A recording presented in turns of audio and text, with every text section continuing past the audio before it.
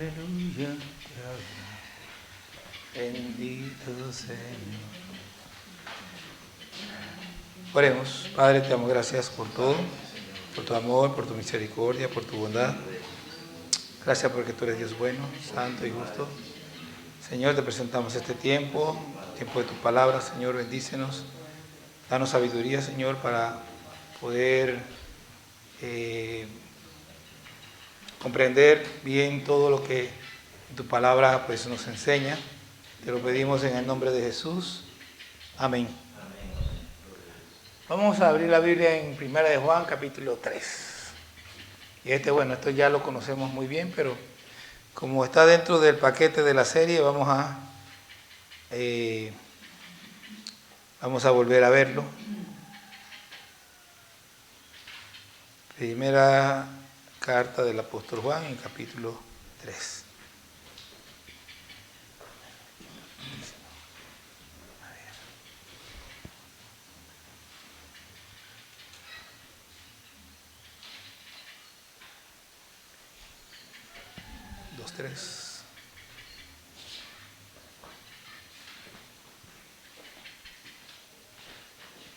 A ver, ya estos versículos los conocemos, los primeros 3. Vamos a leerlos así de pasada.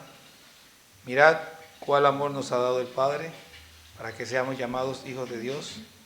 Por esto el mundo no nos conoce porque no le conoció a Él. Amados, ahora somos hijos de Dios y aún no se ha manifestado lo que hemos de ser. Pero sabemos que cuando Él se manifieste, seremos semejantes a Él, porque le veremos tal como Él es. Y todo aquel que tiene esta esperanza en Él se purifica a sí mismo, así como Él es puro. Bien, hemos estado viendo las bases de la conducta cristiana. O sea, los pasajes que hemos estado viendo son pasajes que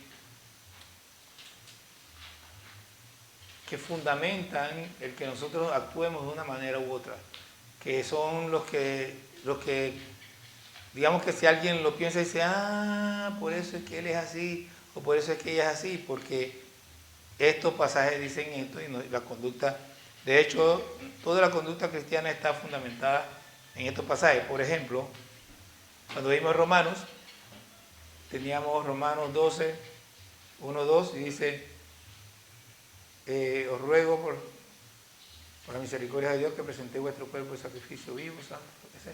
No. Sí, santo, agradable a Dios, que es vuestro culto racional.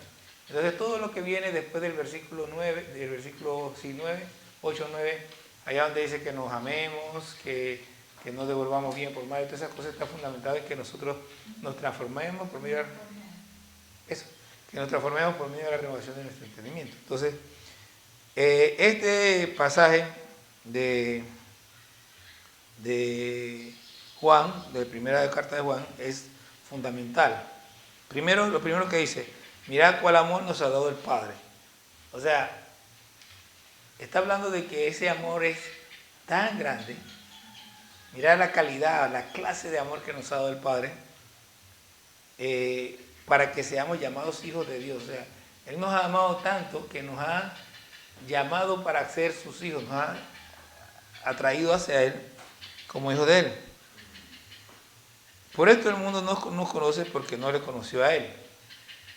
Y aquí hay un misterio interesante, porque ¿qué tiene que ver con que nosotros seamos, vamos a llamarlo así, en términos normales cristianos, con que el mundo no nos conozca? O sea, si el mundo no conoció a Cristo, eso tiene que ver algo con que, o sea, ¿cómo se relaciona eso con que el mundo no nos conozca a nosotros? Él dice, el mundo, por eso el mundo no nos conoce, porque no le conoció a Él. ¿Ok? Entonces, ¿qué significa eso que el mundo no nos conoce? Porque no le conoció a Él. Bueno, que el mundo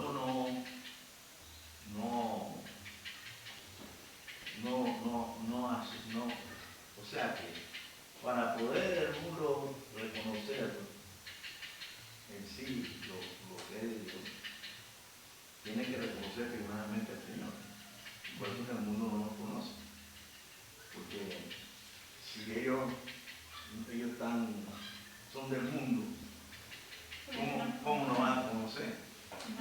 Tiene que conocer primeramente al Señor. Tiene que conocer primero al Señor. Ok. Okay. Esa es mi opinión. Sí, está bien su opinión, pero... Pero, Siempre hay un pero. El mundo no reconoció lo que él hacía, los milagros,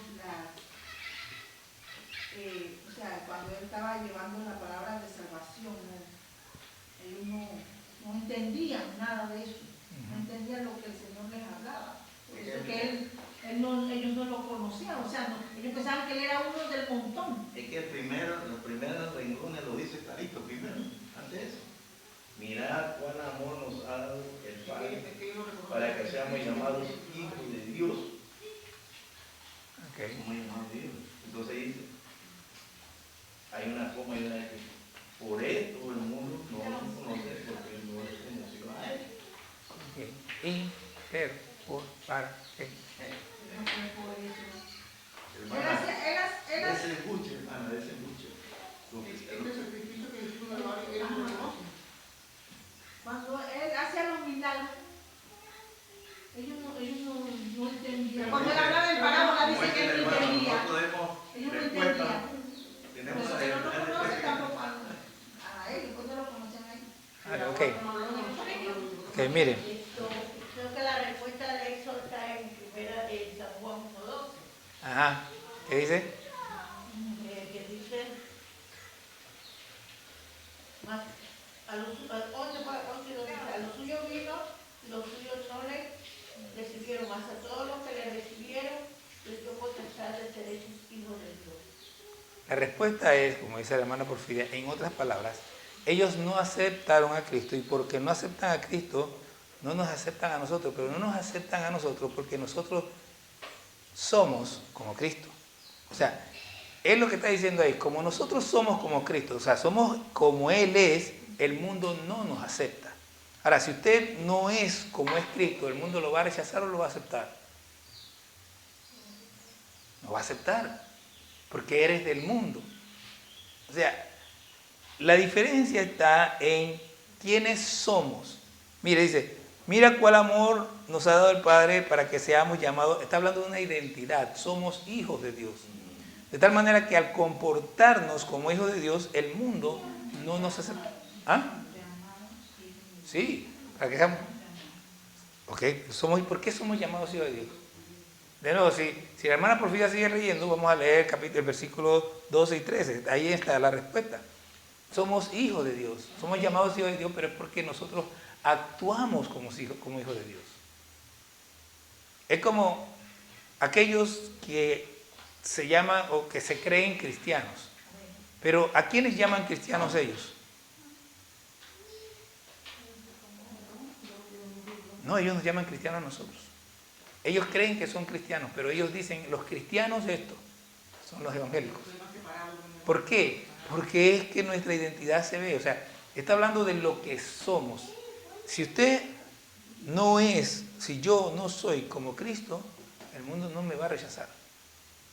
El mundo no me acepta, no me reconoce o no me conoce. Aquí está hablando de aceptar. El mundo no me acepta porque yo soy como Cristo.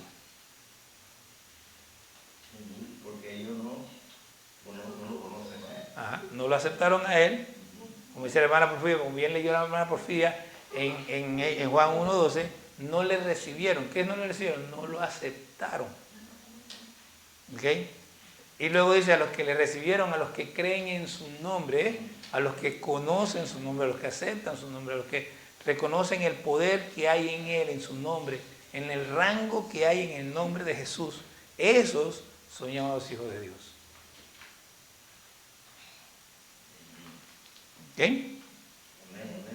¿Ok? Entonces el versículo 2 lo aclara. Amados, ahora somos hijos de Dios y aún no se ha manifestado lo que hemos de ser, pero sabemos que cuando Él se manifieste, seremos semejantes a Él, porque le veremos tal como Él es. Ahora, ¿cómo yo sabría? Ok. Aquí dice, ahora somos hijos de Dios. Y esto es algo que ya veníamos, que ya hemos visto atrás. Así que yo espero que por lo menos me digan una cosa de la que ya hemos visto. ¿Cómo sabemos nosotros? Ok, porque no todos los que están en la iglesia son hijos de Dios, ¿sí? Ok. Ahora yo creo que todos los que estamos aquí somos hijos de Dios. Entonces, ¿cómo yo sé o cómo se manifiesta eso de que yo soy hijo de Dios? ¿Cómo yo sé a ciencia cierta que no soy un cristiano engañado? Que yo vengo a la iglesia pero no soy hijo de Dios. ¿Cómo yo sé eso?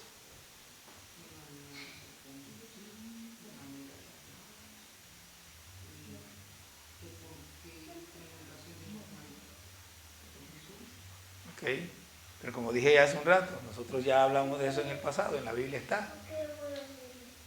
Nosotros hemos hablado de la identidad de hijo, fue lo primero que empezamos a ver, la identidad de hijo. ¿Cómo sabemos que somos hijos de Dios? Y recalcamos y recalcamos y recalcamos y recalcamos y recalcamos y recalcamos eso una y otra vez. ¿Cómo sabemos que somos hijos de Dios? Porque creemos en Cristo. Usted pregúntele a cualquier perro, gato por ahí afuera, todos creen en Cristo. Los perritos esos que se llevaron ahí, esos perritos creen en Cristo. ¿Ah, no creen? Ah, bueno, está bien. Estoy de acuerdo contigo. Porque lo recibimos. Porque lo recibimos. Usted sabe, Miguelito lo recibió. Maciel lo recibió. Liz y Víctor lo recibieron. ¿Cómo sabemos que somos hijos de Dios?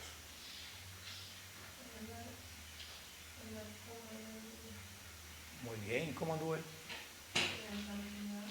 En santidad. Ok, bien. Pero quiero que sepan que me entristece. Porque lo vimos y lo vimos y lo repetimos. Y miren, déjeme decirle nada más un versículo.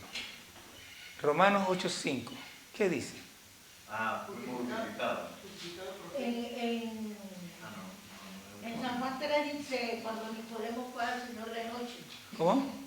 En San Juan 3, cuando Nicodemo fue del Señor. Porque nacemos de nuevo, dice el hermano Porfirio. Que él dijo que para poder entrar al reino del cielo había que nacer de nuevo. El nuevo nacimiento es cuando nosotros aceptamos al Señor, entonces, pero no un nuevo nacimiento que dice ahí mismo en San Juan 1:12, el 13. Romanos 8:5. No engendrado de sangre, ni de voluntad de carne, ni de voluntad de varón, sino de Dios. Pero todas esas cosas, siendo ciertas, no son perceptibles. O sea, no son cosas que yo puedo, digamos, nací de nuevo, yo me siento, no. Hay cosas que yo puedo, digamos que palpar, entender, ver. De nuevo, les mencioné Romanos 8:5 porque lo vimos y se los pregunté 10,000 veces. Y se los volví a preguntar y se los pregunté otra vez, se los pregunté como en 3 clases distintas. El mismo versículo, una y otra vez se los recalqué. Porque los que son del Espíritu piensan en las cosas del Espíritu, pero los que son de la carne piensan en las cosas de la carne. Y la pregunta es, ¿en qué piensa usted todo el tiempo? ¿Qué es su pensamiento? No me diga, usted tiene que saberlo, eso no lo sé yo. Pero ¿qué es lo que consume más su tiempo? Su trabajo, sus hijos, la televisión, el internet, el celular. ¿Qué es lo que uno ocupa más, en lo que yo ocupo más mi tiempo? ¿Qué es lo que a mí me motiva más, me mueve más? ¿Qué es? Entonces, eso es lo que define, eso define realmente si yo estoy conectado con Dios o estoy desconectado de Dios. El que es hijo, ahí mismo lo vimos en Romanos 8:14 también, que el hijo de Dios piensa en las cosas de Dios. Ese es su pensamiento. El hijo de Dios quiere agradar a Dios. También vimos Juan 1, 2 y 13, que ahora lo leyó la hermana Porfiria. Dice, a los que le recibieron, a los que creen en su nombre. La pregunta es, ¿usted cree en el nombre de Jesús? ¿Usted cree en el nombre de Jesús? ¿Qué es sin creer en el nombre de Jesús? ¿Cómo usted definiría, cómo usted me explicaría a mí que usted cree en el nombre de Jesús? ¿Cómo lo demuestra?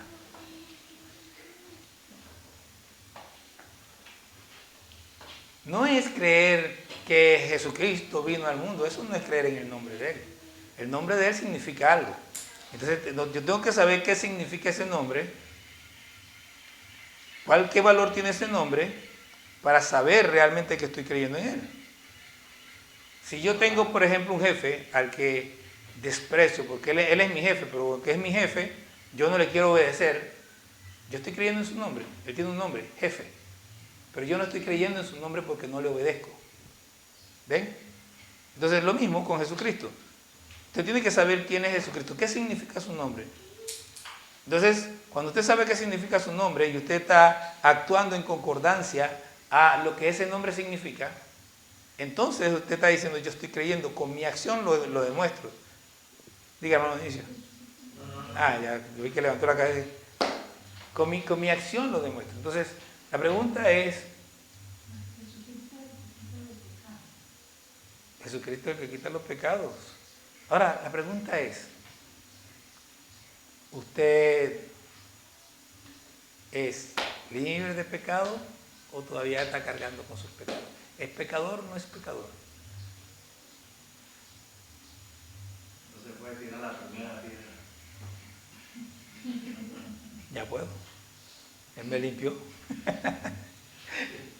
Mire, una de las cosas de creer en el nombre de Jesús, para nosotros, porque en ese, bueno, sí, Juan ya lo escribió también. O sea, cuando Juan escribe esto, lo que está diciendo es, el que cree que Jesús es el Hijo de Dios, que Jesús vino en carne, que murió en la cruz, que derramó su sangre y que en el nombre de Jesús, mis pecados son perdonados, ese es Hijo de Dios. Ahora, creer que mis pecados son perdonados significa que yo vivo ahora como nueva criatura. Ya no vivo como la persona pecadora que era. Porque ya no soy lo mismo. Dios me ha lavado, me ha limpiado de mis pecados. Todavía no puedo tirar la primera piedra, pero mis pecados han sido borrados, han sido quitados.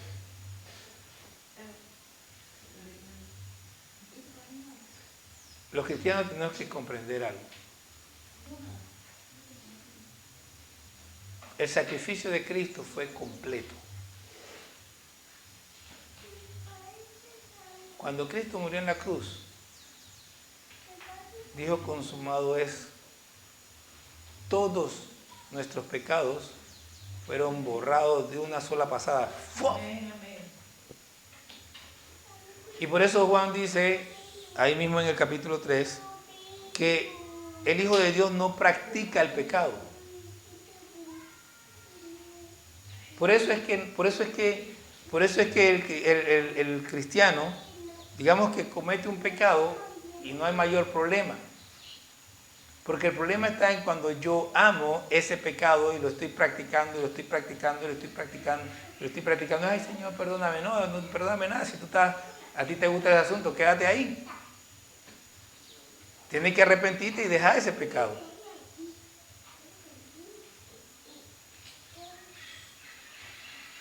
Y volverte de tu mal camino. Entonces, nosotros dice, somos hijos de Dios. Ahora, amados, ahora somos hijos de Dios y aún no se ha manifestado lo que hemos de ser.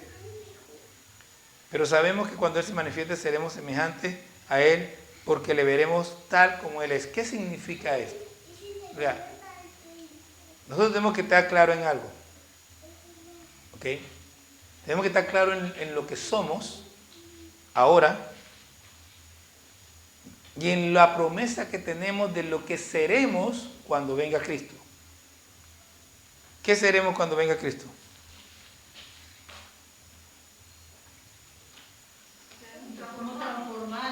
¿Transformados en qué? En un nuevo cuerpo, pero me está preguntando, me está diciendo. ¿Ah? Un cuerpo nuevo. Pero ¿cómo es ese nuevo cuerpo? estás preguntando o me estás diciendo?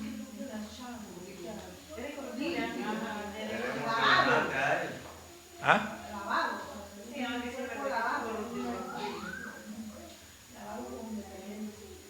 Primera de Corintios capítulo 15.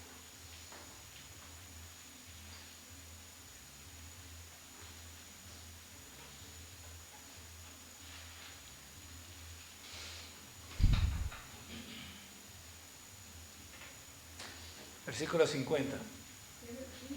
Primera de Corintios 15. 50. 55 y un 0 al lado. 50. Pero esto digo, hermanos, que la carne y la sangre no pueden heredar el reino de Dios, ni la corrupción heredará la incorrupción. Y aquí os digo un misterio. No todos dormiremos, pero todos seremos transformados. En un momento, en un abrir y cerrar de ojos, a la final trompeta, porque se tocará la trompeta y los muertos resucitarán incorruptibles y nosotros seremos transformados. Porque es necesario que esto corruptible se vista de incorrupción y esto mortal se vista de inmortalidad. Y cuando esto corruptible se haya vestido de incorrupción y esto mortal se haya vestido de inmortalidad, entonces se cumplirá la palabra que está escrita: sorbida es la muerte en victoria. ¿Dónde está, oh muerte, tu aguijón? ¿Dónde, oh sepulcro, tu victoria? Ya que el aguijón de la muerte es el pecado y el poder del pecado la ley. Mas gracias sean dadas a Dios que nos da la victoria por medio de nuestro Señor Jesucristo. Así que, hermanos míos, amados, estad firmes y constantes creciendo en la obra del Señor siempre, sabiendo que vuestro trabajo en el Señor no es en vano. ¿Okay? Dice que vamos a tener un cuerpo incorruptible. ¿Qué significa incorruptible?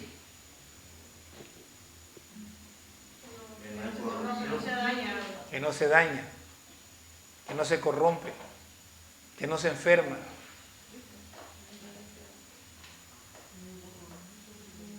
Entonces, de nuevo, aquí en el versículo 2, el versículo 2 es la clave de este asunto. ¿Por qué?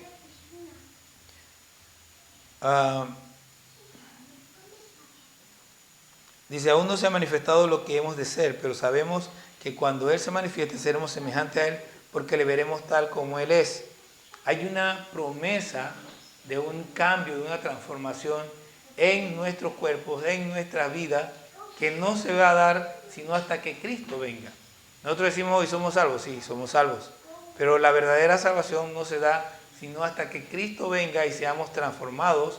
Entonces ya no nos vamos a enfermar, ya no nos vamos a cortar, ya no vamos a tener problemas de coronavirus ni nada de esas cosas, porque el cuerpo que vamos a tener es un cuerpo que no se corrompe, que no se daña. ¿Ok? Entonces, este versículo, ¿por qué es la clave? Porque el versículo 3 dice, y todo aquel que tiene esta esperanza en Él, se purifica a sí mismo, así como Él es puro. Entonces, ¿qué significa cuando dice, todo aquel que tiene esta esperanza en Él?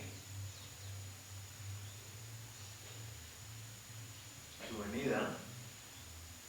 Sí, pero ahí dice en Él. ¿Qué significa tener esta esperanza en Él?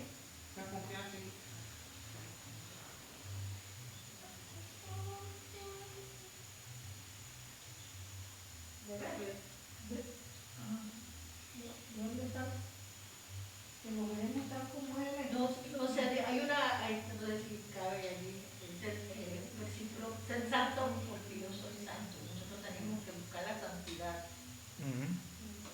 Ok. Pero es... ¿Ah?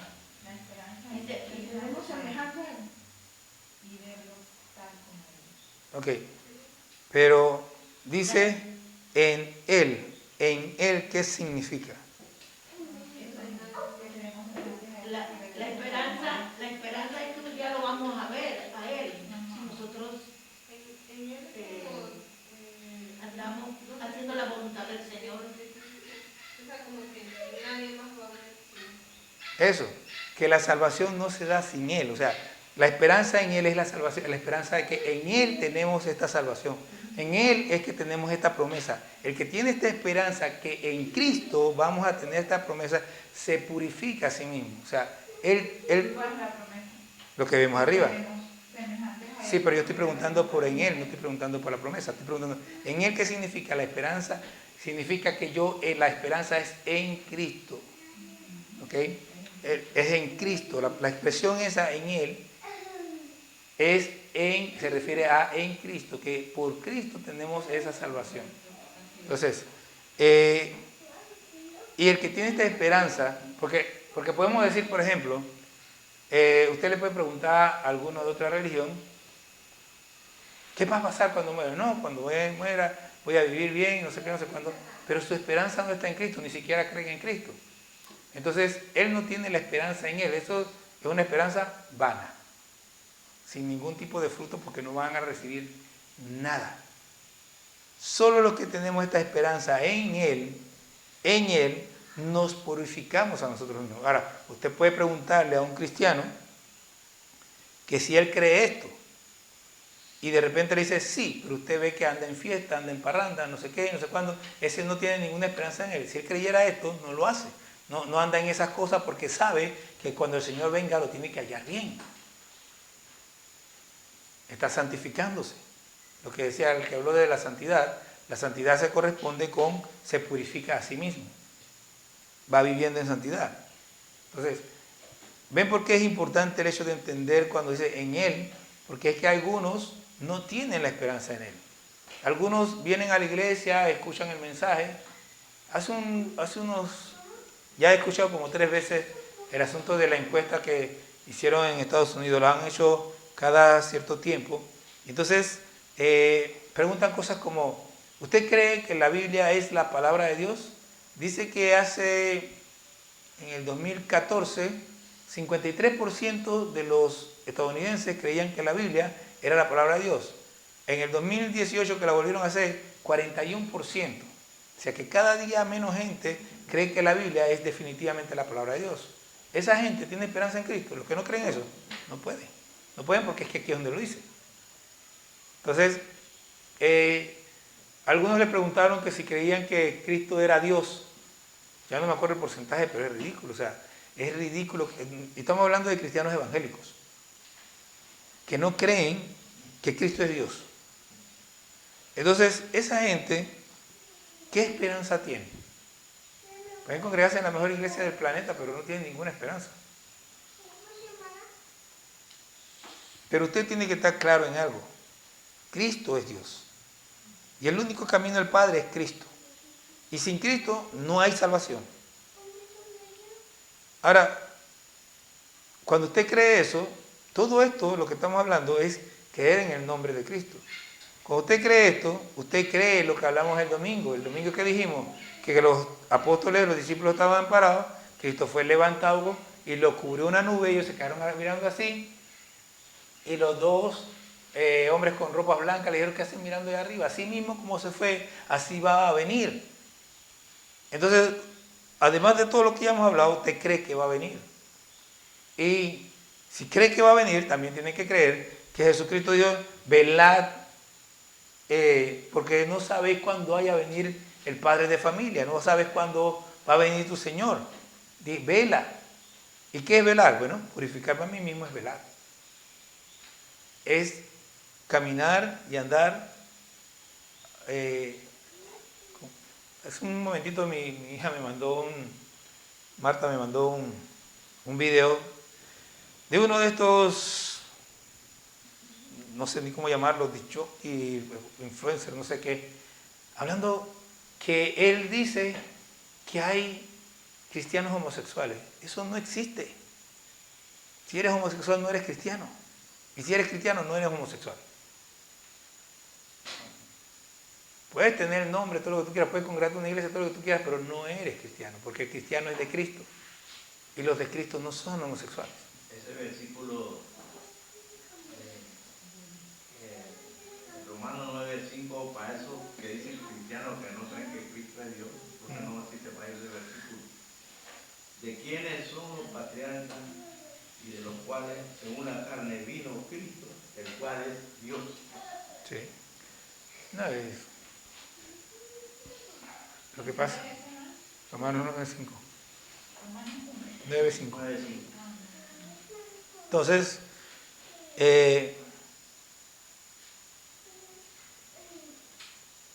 la base de la conducta cristiana en este pasaje es: yo estoy esperando a mi Señor en cualquier momento, por lo tanto, yo voy a vivir de manera agradable a Él, porque cuando Él llegue, me tiene que encontrar haciendo lo que le agrada a Él.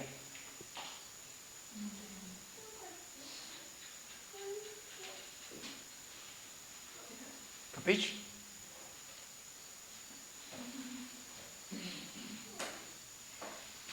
¿Sí o no? Tenemos que encontrar, tenemos que estar. Entonces, nosotros tenemos que meditar todos los días: ¿lo que estoy haciendo realmente agrada a Dios? ¿Estoy viviendo para Dios? ¿Qué estoy haciendo con mi vida? ¿Lo que estoy haciendo con mi vida es bueno? ¿Es agradable a Dios o no?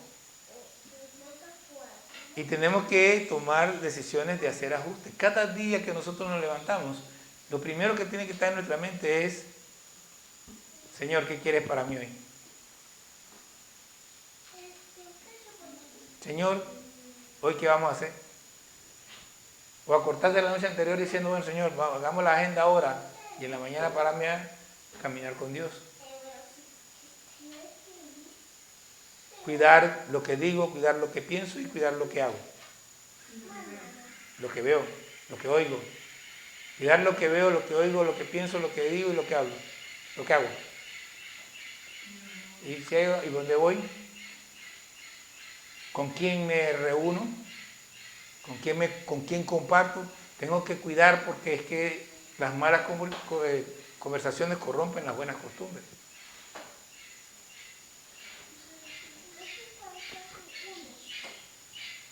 Y de ahí dice que todo aquel que comete pecado infringe también la ley, pues el pecado es infracción de la ley. Y sabéis que Él apareció para quitar nuestros pecados. Mire, para quitarlo, y no hay pecado en Él. Todo aquel que permanece en Él no peca. Todo aquel que peca no le ha visto ni le ha conocido. Hijito, nadie os engañe. El que hace justicia es justo, como Él es justo. El que practica el pecado es del diablo, porque el diablo peca desde el principio. Para esto apareció el Hijo de Dios, para deshacer las obras del diablo. Entonces, si una persona está pecando deliberadamente y dice que adora a Dios, está adorando realmente al diablo, porque Dios no recibe esa adoración. No importa cuán bonito cante o cuán hermoso toque, simple y sencillamente su toque y su canto y su oración, porque hay una gente que se para al frente en pecado y oran como los ángeles, como dicen, empiezan a orar y todo el mundo queda ahí que derretido y tirado en el suelo por el mismo poder de Satanás, porque no es de Dios.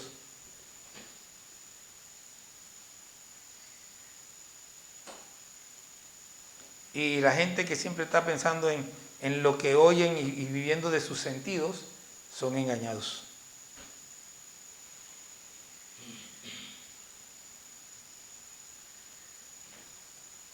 No sé si alguien quiere añadir o preguntar algo.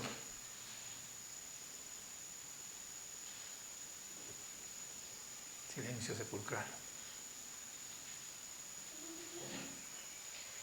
Entonces, si nosotros, ¿cómo llamamos entonces cuando pecamos? ¿Cómo lo llamamos? Pecado es pecado. Lo que pasa es que una cosa es que tú peques intencionalmente y otra cosa es que tú peques por omisión, o sea, me equivoqué, hice algo que no sé qué, o aún, digamos que lo hiciste porque querías hacerlo, pero cuando te diste cuenta que, o sea, lo que pasa es que cuando una persona realmente está en Cristo y se da cuenta que pecó, se arrepiente. Es el caso de David. Sí, David no fue que no pecó intencionalmente. Él con ganas se acostó con la mujer ajena y con ganas mandó a matar al marido. pero es como un estado de enajenación. Él se sintió, no sé, la mamá de Tarzán, con todos los monos pelando coco juntos, como decía un amigo mío, se sintió lo más grande, se olvidó de Dios por un tiempo y acabó haciendo lo que hizo. Pero cuando fue confrontado, no vino como hacemos algunos de nosotros, que nos confrontan con nuestro pecado y empezamos, lo que pasa es que, y perdona que lo que, y no sé cuándo, no, él de una vez se arrepintió. Y es una cosa que tenemos que aprender. O sea, él de una vez dijo, y de una vez le dijo al profeta, tu pecado ha sido perdonado. Mire, cuando yo leo eso, yo a veces digo, wow, pero es que él ni dijo perdón siquiera. David ni siquiera dijo perdón. Pero en su corazón se había arrepentido y Dios lo sabía. Y el profeta le dijo, tu pecado ha sido perdonado. Entonces, el punto aquí está en el arrepentimiento, en dolerme por mi pecado, por mi maldad. Y Dios ya sabe que nosotros nos vamos a descuidar en algún momento, pero también sabe que nosotros nos vamos a arrepentir. Cristo lo que quitó de nosotros fue esa arrogancia y esa malicia de pecar con gusto, de hacer las cosas que a Él no le agrada y hacerlas de todas maneras aún sabiendo que a Dios no le agrada. Él quitó de nosotros la inclinación hacia el pecado, pero también quitó de nosotros ese asunto de el no me importa, porque esa es la otra cosa. Hay gente que peca, esto no hace daño a nadie y no sé qué. Él quitó todas esas cosas. Cuando nosotros hacemos algo y estamos conscientes de nuestro pecado, no estamos felices hasta que nosotros nos arrepentimos de eso. Y como dice acá en Primera de Juan, si confesamos nuestros pecados, el 1:9, Él es fiel y justo para perdonar nuestros pecados y limpiarnos De toda maldad. de toda maldad. Entonces,